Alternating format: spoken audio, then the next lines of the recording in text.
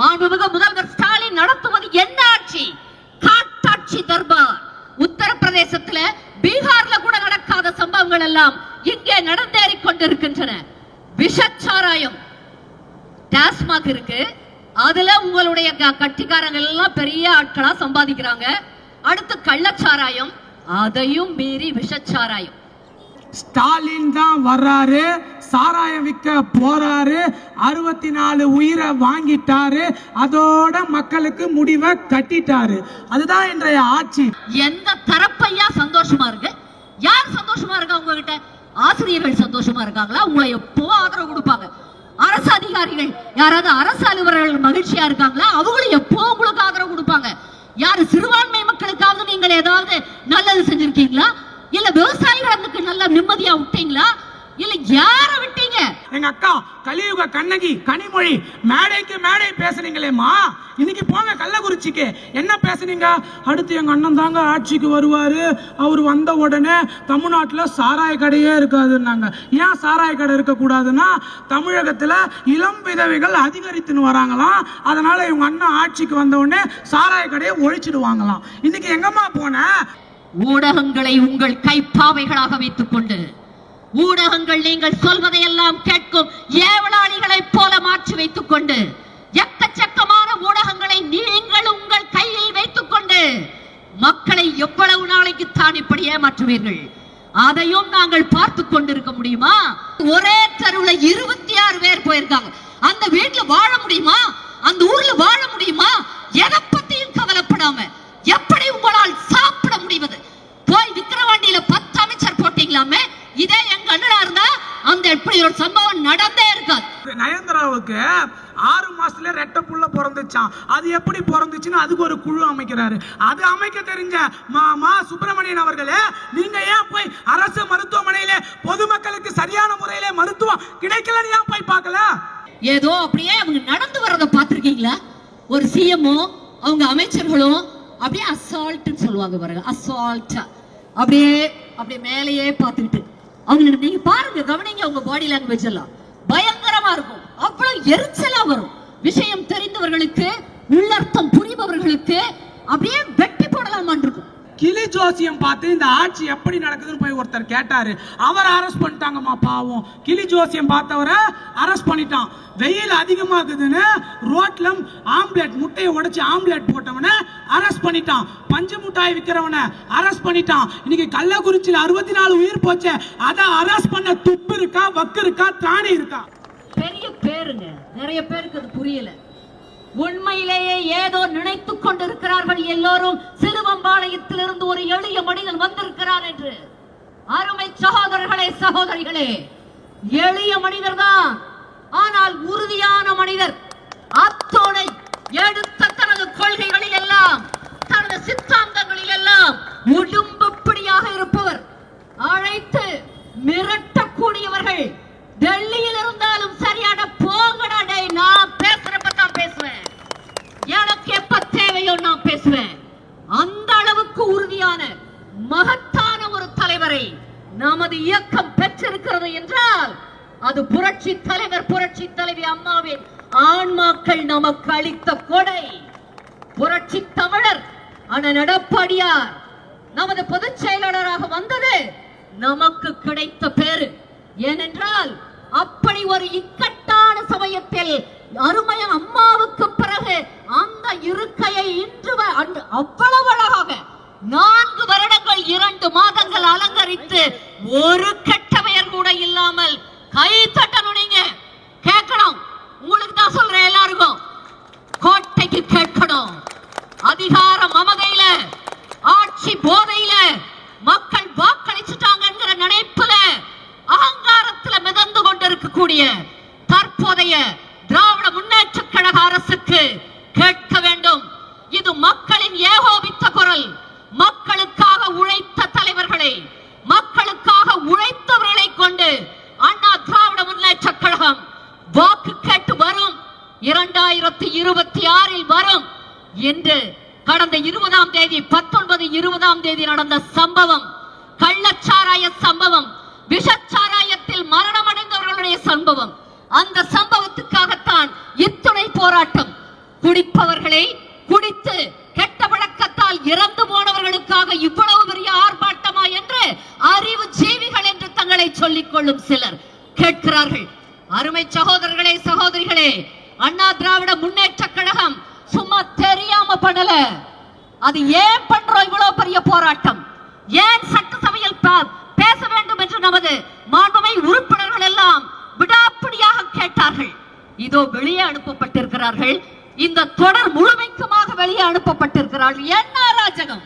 மாண்புமிகு முதல்வர் ஸ்டாலின் நடத்துவது என்ன ஆட்சி? காட்டாட்சி தர்பார்.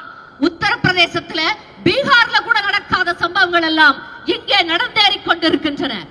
விஷச்சாராயம் டாஸ்மாக் இருக்கு, அதுல உங்களுடைய கட்சிக்காரங்க எல்லாம் பெரிய ஆட்களா சம்பாதிக்கிறாங்க. அடுத்து கள்ளச்சாராயம், அதையும் மீறி விஷச்சாராயம். அந்த மெத்தனால ஒரு யூனிட்டுக்கு மேல கொஞ்சம் கலந்தா கூட இறப்பு வந்துரும் சொல்றாங்க. அப்படிப்பட்டத 4 யூனிட்டுக்கு மேல கலந்ததாக நான் பத்திரிகையில படிச்சேன். யார் பண்ணாங்களோ, என்ன நடந்ததோ தெரியாது. ஆனால் செய்தவர்கள் அத்துணை பேரும் திராவிட முன்னேற்ற கழகத்தை சேர்ந்தவர்கள் என்பது மட்டும் தெரிகிறது. அதனால் தான் இந்த கேள்வி. நூற்றுக்கணக்கான உயிர்கள் பலியாக இருக்கக்கூடும் என நாங்கள் சந்தேகிக்கிறோம். 67 சொல்லியிருக்காங்க. ஆனா 100 பேருக்கு மேல இருக்கலாம் சொல்றாங்க. எத்தனை பேர் வருவாங்கன்னு தெரியல. அங்க உடனடியா காலையில அந்த சம்பவத்தை பற்றி கேட்ட உடனே அந்த இடத்துக்கு விரைந்து ஒவ்வொரு குடும்பத்தையும் பார்த்து அவங்களுக்குரிய ஆறுதலை சொல்லி, 3 குழந்தைகள் அம்மா அப்பா இருவரையும் இருந்து நிற்கிறார்களே என்ற ஒரு வேதனையில் பார்த்தவுடன் அண்ணா திராவிட முன்னேற்ற கழகம் அவர்களது படிப்பு செலவை ஏற்றுக்கொள்ளும். மாதம் 5000 ரூபாய் உதவித்தொகை அவர்களுக்கு வழங்கப்படும் என்று ஆதுரத்தோடு தாயுள்ளத்தோடு கூறிய நமது தலைவர் அன்னைக்கு நைட், அன்னைக்கு ஒரு 7 மணிக்கு அண்ணனை நான் பார்த்தேன். முகமெல்லாம் அப்படியே எப்படி இருந்தது தெரியுமா? மெட்ராஸ் பாஷையில சொல்லுவாங்க பெஸ்ட் அடிச்சுன்னு. அப்படி ஒரு கலவரமாக, ஒரு பயங்கரமான கொடூரத்தை நேரிலே தான் பார்த்த துக்கம் மனதிலிருந்து வெளியே போகாமல், ஐயோ நான் ஆண்ட மாநிலம் ஆயிற்றே, பார்த்து பார்த்து இந்த மக்களுக்கு நான் திட்டங்கள் தீட்டி பார்த்து கொண்டேனே, அந்த மக்களுக்கு இப்படி ஒரு கேவலம், இப்படி ஒரு கொடூரம் நடந்திருக்கிறதே. அத பார்க்க சீஃப் மினிஸ்டர் போல, மாண்புமிகு முதல்வர் போக மாட்டாராம். ஏன் போகணும்னு கேட்டாங்க. என்ன சொன்னீங்க? என்ன சொன்னீங்க? ஒவ்வொரு சின்ன சின்ன சம்பவத்தில எல்லாம் அத்துணை மீடியாக்களும் சேர்ந்து எங்கள் தலைவருடைய மகத்தான பணிகளை, அண்ணா திராவிட முன்னேற்ற கழக அரசு ஆற்றிய அளப்பரிய பணிகளை பற்றி கொஞ்சம் கூட கவலைப்படாம திரும்ப திரும்ப என்ன சொன்னீங்க?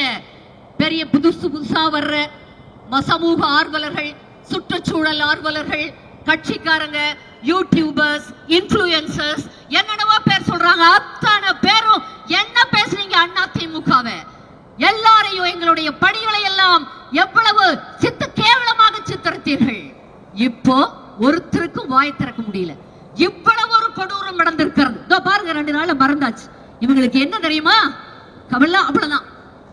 ஒரு மாசம் அப்படியே ஒரு நபர் கமிஷன், ஒரு 10 லட்சம் ரூபாய் எல்லாத்தையும் மாத்திட்டா, நாங்க எங்கள் தலைவர்களை வைத்துக் கொண்டுதான் நான் கேட்கிறேன். அண்ணா திராவிட முன்னேற்ற கழகத்தின் செய்தி தொடர்பாளராக நான் உங்களை கேட்கிறேன். அது முதல்ல யார் மேல எடுத்தீங்க? கண்ணுக்குட்டி, ஒரு சின்னதுரை, அதுக்கு மேல ஒருத்தர், அப்புறம் மெத்தனால் வித்தவரு, அதுக்கப்புறம் யார் இருக்கா? அவங்க மேல எல்லாம் நடவடிக்கை எடுத்தீங்க. 2 திராவிட முன்னேற்ற கழக சட்டமன்ற உறுப்பினர்கள் உதயசூரியன் சங்கராபுரமோ, ரிஷிவந்தியம் எம்எல்ஏ வசந்தம் கார்த்திகேயன் இருக்கிறாங்க. என்ன நடவடிக்கை எடுத்தீங்க? அவங்க மேல என்ன பண்ணீங்க? சாராயத்தை விஷச்சாராயமாக அதிக லாபத்துக்கு ஆசைப்பட்ட மக்களை இப்படி கொன்று குவித்தீர்களே, கேள்வி முறை இல்லையா? அவர்கள் அவ்வளவு சம்பாரிச்சு ஒரு நாளைக்கு 2 கோடின்னு ஒருத்தர் யூடியூப்ல தான் சொல்லிட்டு இருந்தாரு வருமானமா, அந்த ஒரு பகுதியில கள்ளச்சாராயத்துல. அப்போ அந்த 60 கோடியும் நிச்சயமாக திமுக தலைமை குடும்பம் அவங்களே வச்சுக்கிறது கூடாது. இப்படியே அந்த நூல் பிடிச்சு மேல போனீங்கன்னா அது எங்க போய் நிக்கும்னா, சாட்சாத் சித்தரஞ்சன் சாலை செனட் ஆஃப் ரோட்ல போய் நிக்கும். அப்ப உங்க மேல என்ன நடவடிக்கை? உங்க மேல என்ன நடவடிக்கை எடுக்கணும்? எதிர்கட்சி, பிரதான எதிர்கட்சி, 65 66 சட்டமன்ற உறுப்பினர்களை கொண்ட மாபெரும் கட்சி, 2 கோடி தொண்டர்களை கொண்ட எனது இயக்கம் கேட்காமல், எங்கள் தலைவர்கள் கேட்காமல் யார் உங்களை கேட்பா? எப்படி? ஏன் கேட்க மாட்டோம்? கேட்போம். உண்ணாவிரதம் மட்டுமல்ல, எங்களுடைய கோரிக்கை சிபிஐ விசாரணை வேண்டும். ஏன் போடுறதுக்கு என்ன உங்களுக்கு? ஏன் சிபிசிஐடி பத்தாதா? சிபிசிஐடி என்ன பண்ணுச்சு? பாராளுமன்ற தேர்தலையே வெற்றி பெற்ற எங்கள் வேட்பாளர்களை நீங்க 2-3 தொகுதிகளில் உங்களுடைய செல்வாக்கு பயன்படுத்தி தோல்வி அடைந்ததாக அறிவித்து விட்டீர்கள் என்று கேள்விப்படுகிறோம். அப்படி இருக்கிறப்ப எங்களுக்கு பயம் வருது. சிபிசிஐடி உங்க பாக்கெட்ல இருக்கு. காவல்துறையுடைய அமைச்சர் யாரு? மாண்புமிகு முதலமைச்சர் ஸ்டாலின். அப்ப நீங்க உங்கள்ட்ட என்ன நியாயத்தை எதிர்பார்க்க முடியும்? திராவிட முன்னேற்ற கழக அரசிடம், திராவிட முன்னேற்ற கழக தலைவரிடம் ஏதாவது நல்லதை நாங்கள் எதிர்பார்க்க முடியுமா? நீங்கள் ஏதாவது எங்களுக்கு நல்லது செய்வீர்களா? செய்துதான் உங்களுக்கு பழக்கம் இருக்கிறதா? இல்ல இந்த முறைதான் எந்த தரப்பையா சந்தோஷமா இருக்கு? யார் சந்தோஷமா இருக்கா உங்ககிட்ட? ஆசிரியர்கள் சந்தோஷமா இருக்காங்களா? உங்களை எப்போ ஆதரவு கொடுப்பாங்க. அரசு அதிகாரிகள் யாராவது அரசு அலுவலர்கள் மகிழ்ச்சியா இருக்காங்களா? அவங்களும் எப்போ உங்களுக்கு ஆதரவு கொடுப்பாங்க. யாரு சிறுபான்மை மக்களுக்காவது நீங்கள் ஏதாவது நல்லது செஞ்சிருக்கீங்களா? இல்ல விவசாயிகளுக்கு நல்ல நிம்மதியா விட்டீங்களா? இல்ல யார விட்டீங்க? பெண்களை கேவலப்படுத்துறீங்க. என்ன சொன்னீங்க? அநியாயம். கதிரானந்த் எல்லாம் ஜெயிச்சது உண்மையிலேயே மக்கள் எப்படி ஓட்டு போட்டாங்கன்னு தெரியல. அப்படி 1000 ரூபாய் வாங்கிட்டீங்களா? ஞாபகம் இருக்கா உங்களுக்கு? ஓசி டிக்கெட்டுகிறார் ஒருத்தர். எவ்வளவு கேவலப்படுத்த முடியுமோ அவ்வளவு மோசமாக கேவலப்படுத்தி அசிங்கப்படுத்தி எங்களை எல்லாம் பாடி வதங்க பண்ணி இப்போ 100 பேருக்கு மேல சாகடிச்சிருக்கீங்க மிஸ்டர் ஸ்டாலின். உண்மையிலே 100 பேருக்கு மேல இருக்கணுங்கிறதா சந்தேகம். நேற்றோ முந்தா நாளோ இன்னொரு மோசமான சம்பவம். அதுவும் திராவிட முன்னேற்ற கழக சட்டமன்ற உறுப்பினர் நடத்தக்கூடிய கட்சி கதிரவன் பேரு நினைக்கிறேன்.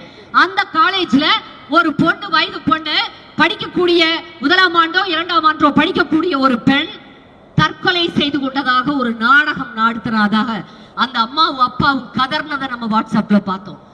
அப்படியே அமுக்கிட்டாங்க. அது அப்படியே வெளியிலேயே வரல. ஒரு தடவை 2 தடவை செய்தி வந்தது, அவ்வளவுதான். அதுக்கப்புறம் இல்ல.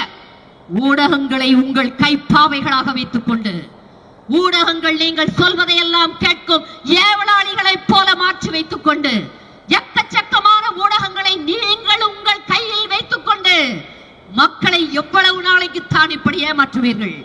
அதையும் நாங்கள் பார்த்து கொண்டிருக்க முடியுமா? அண்ணா திராவிட முன்னேற்ற கழகம் பார்த்து கொண்டிராது. உண்ணாவிரதம் என்ன? நீங்கள் சட்டமன்றத்தில் இருந்து எங்களை தூக்கி போட்டாலும் நாங்கள் எங்கள் அண்ணன் புரட்சி தமிழர் அண்ணன் எடப்பாடியார் மீண்டும் முதல்வர் ஆவார். என் சகோதரர்கள் எல்லாம் மீண்டும் அங்கே சட்டமன்ற உறுப்பினர்கள் ஆவார்கள். அங்கே திரும்பவும் மக்களாட்சி நடைபெறும். மக்களுக்கான ஆட்சியாக, மக்களுக்கான நலத்திட்டங்களை கொடுக்கக்கூடிய ஆட்சியாக, மக்களுக்காகவே செயல்படக்கூடிய நபர்களாக எனது தலைவரும் எனது அமைச்சர் பெருமக்களும் எங்கள் சட்டமன்ற உறுப்பினர்களும் இருப்பார்கள் என்பதை உங்கள் சகோதரியாக நான் பெருமிதத்தோடு சொல்லிக் கொள்கிறேன், உறுதியாக சொல்கிறேன். இதுவே இறுதி மணி. ஸ்டாலினின் ஆட்சி நீக்கப்பட வேண்டும், முற்றிலுமாக அகற்றப்பட வேண்டும்.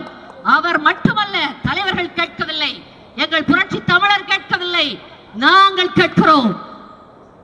நாங்கள் தொண்டர்கள் கேட்கிறோம். சகோதரர்களே, சகோதரிகளே, நாம் கேட்போம். மக்கள் நலத்தை முழுமையாக புறக்கணிக்கக்கூடிய திராவிட முன்னேற்ற கழக அரசு உடனடியாக நீக்கப்பட வேண்டும்.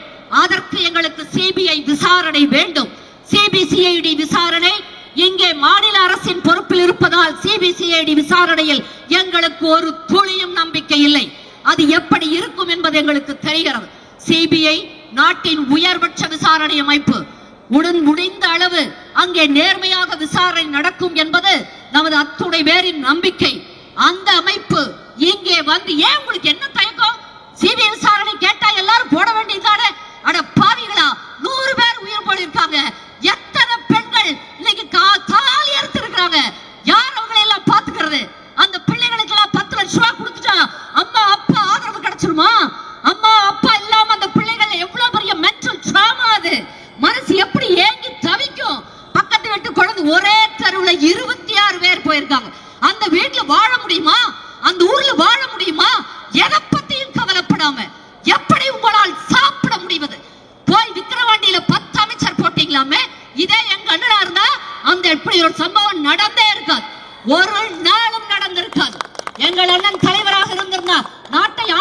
இருந்தால், முதல்வராக இருந்த மக்கள் தப்பு பண்ணிவிட்டாங்க.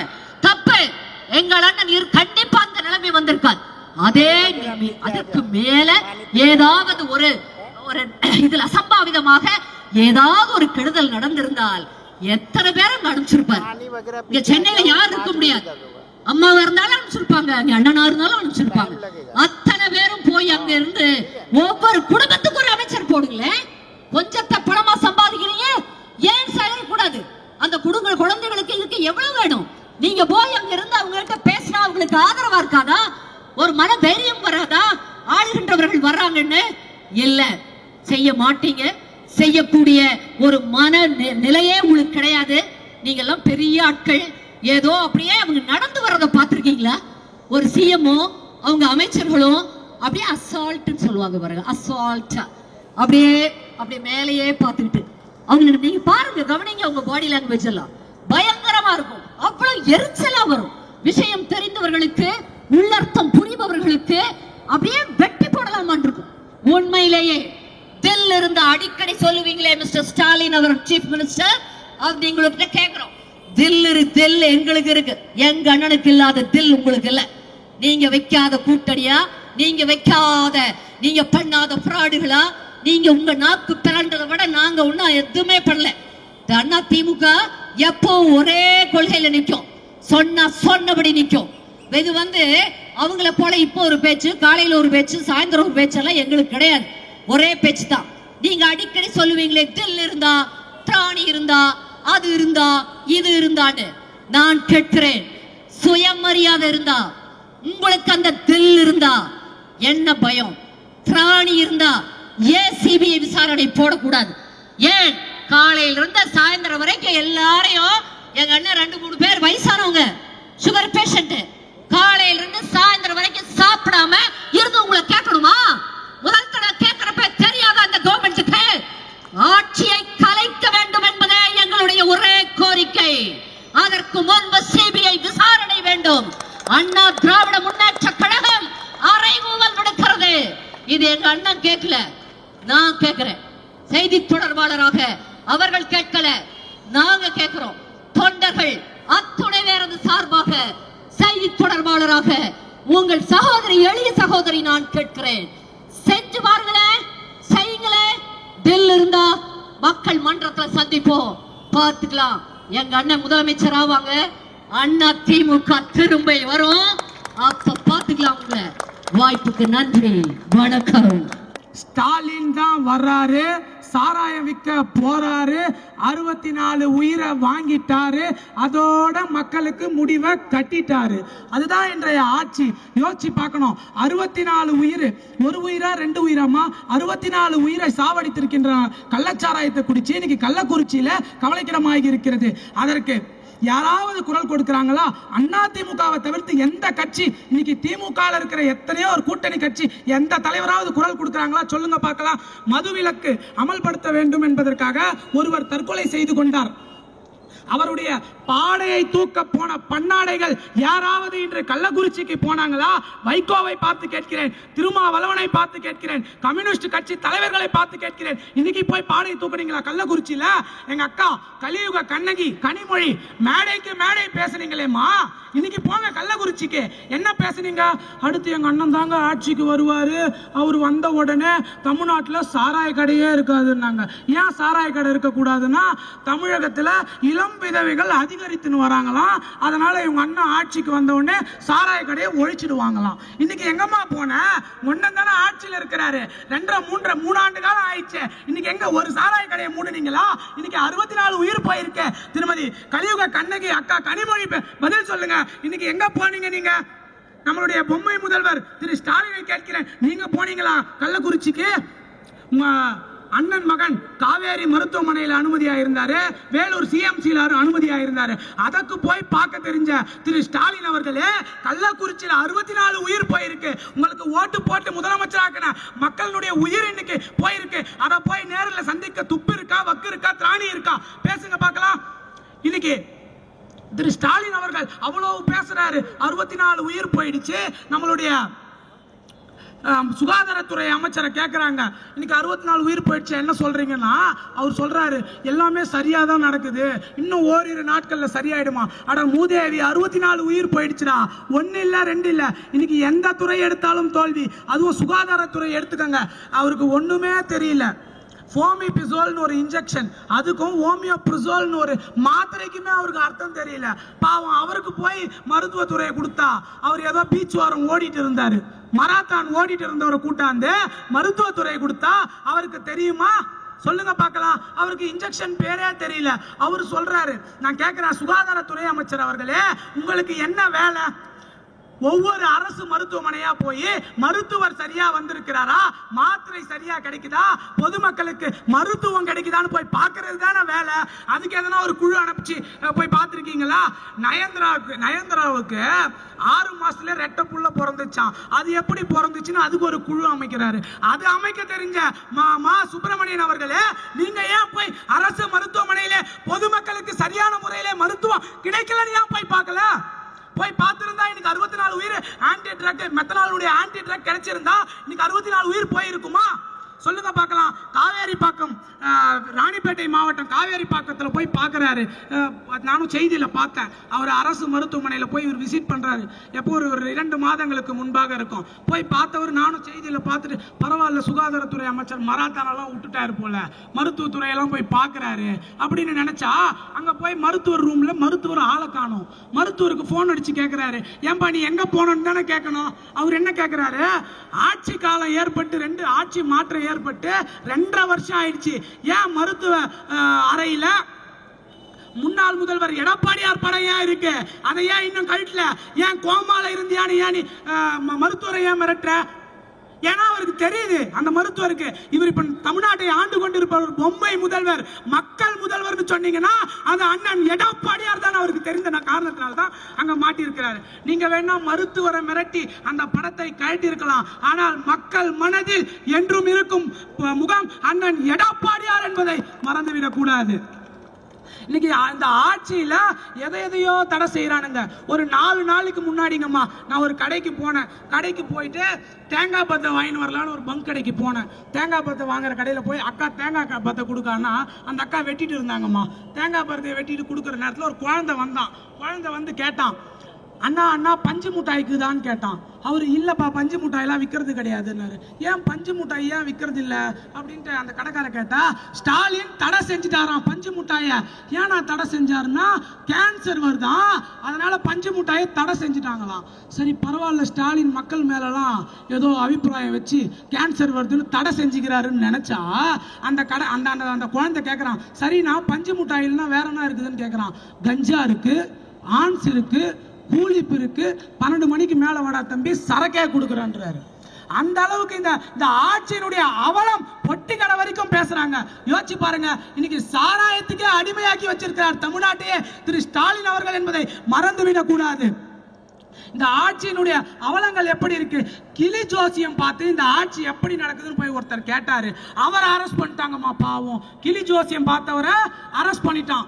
வெயில் அதிகமாகுதுன்னு ரோட்ல ஆம்லெட் முட்டையை உடைச்சு ஆம்லெட் போட்டவனை அரெஸ்ட் பண்ணிட்டான். பஞ்சு மிட்டாய் விற்கிறவனை அரெஸ்ட் பண்ணிட்டான். இன்னைக்கு கள்ளக்குறிச்சியில் 64 உயிர் போச்சு. அதை அரெஸ்ட் பண்ண துப்பு இருக்கா, வக்கு இருக்கா, திராணி இருக்கா? அதை அரெஸ்ட் பண்ணலான்னு போனா அங்க ஸ்டாலின் தான் வர்றாருன்னு ஸ்டிக்கர் ஒட்டிக்கிறான். ஏன்னா அவன் கட்சிக்காரன். இதுக்கு முன்னாடி விழுப்புரம் மரக்காண பகுதியில 23 உயிர் போச்சு.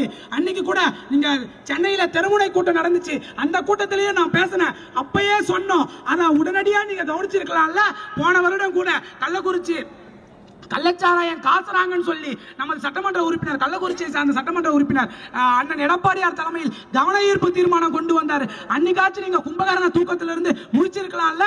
முடிச்சிருந்தா இன்னைக்கு 64 உயிர் போயிருக்குமா? யோசிச்சு பாருங்கம்மா. இன்னைக்கு 64 உயிர்களை காவு வாங்கியிருக்கிறார் திரு ஸ்டாலின் அவர்கள் என்பதை மறந்துவிடக் கூடாது. இந்த ஆட்சி திரு ஸ்டாலின் அவர்கள் இதனை எல்லாம்